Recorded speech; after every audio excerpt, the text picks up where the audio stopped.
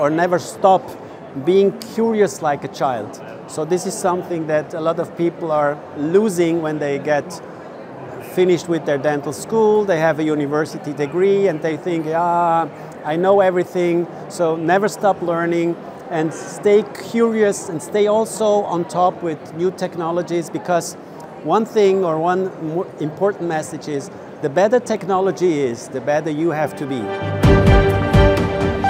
Hello, my name is Alessandro De Vigus. I'm a Swiss dentist with passion for digital technologies. And it's interesting, Budapest is a little bit my hometown because our daughter-in-law is from Budapest. So we are now connected a little bit more to Budapest, and that's why I'm especially happy to be here. I'm teaching, we have today a workshop on dental photography, and tomorrow I will be talking at the Digital Congress about shade taking, digital shade taking. Do we really need that? So today we're talking about dental photography, which is an often overlooked point or part of the dental workflow. So dental diagnostics, we have X-ray to look through our patients, and we have dental photography to look at our patients. And this is an important tool for documentation that more dentists should really take on a regular basis. And that's why we are motivating. We have a highly motivated group of young dentists that want to learn more about this important part of their practice. Well, I think we had a mixed audience of experienced users and beginners.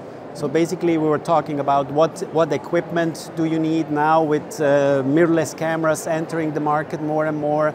So an update on technology, on equipment you need, an update on the techniques, integrating more advanced technologies, but keeping in mind the basics that are very important for dental photography. Again, it's like X-rays, it's not something totally new, but we want to create more awareness for the dental community to use this, let's say, more on a relaxed and standard base.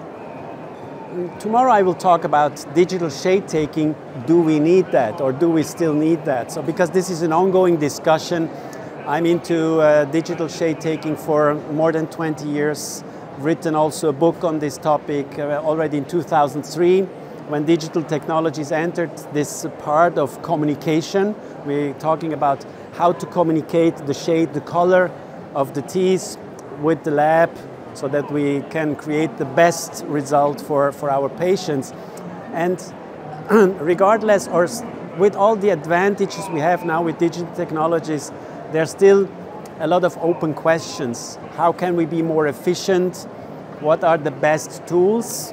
Is there the best tool to use this in an efficient way in your dental office or in your lab? And this is what I will talk about tomorrow. So join us and let me surprise you.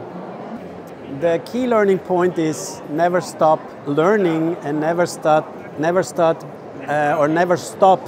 being curious like a child. So this is something that a lot of people are losing when they get finished with their dental school, they have a university degree and they think, yeah, I know everything. So never stop learning and stay curious and stay also on top with new technologies, because one thing or one important message is the better technology is, the better you have to be.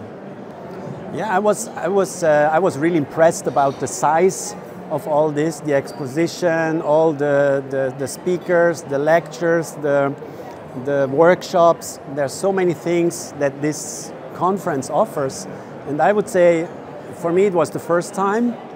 I will for sure come back, because I can also visit my family, but not only that, it's really an event worth to come, and Budapest is just a wonderful city.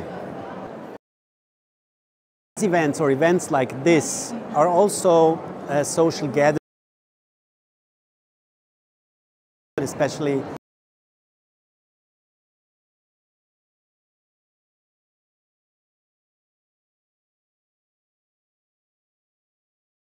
flexibility to talk to each other, to get like a breakout session, and this personal thing, professional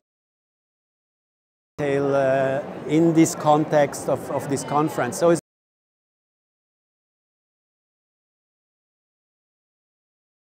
chance to walk around, to exchange yourself, to meet companies, to see other people, and that's a combination I really like. So everybody who was not here at Dental World 2024, I can highly recommend over 2025 to visit wonderful Budapest, learn, get some social connections, and yeah,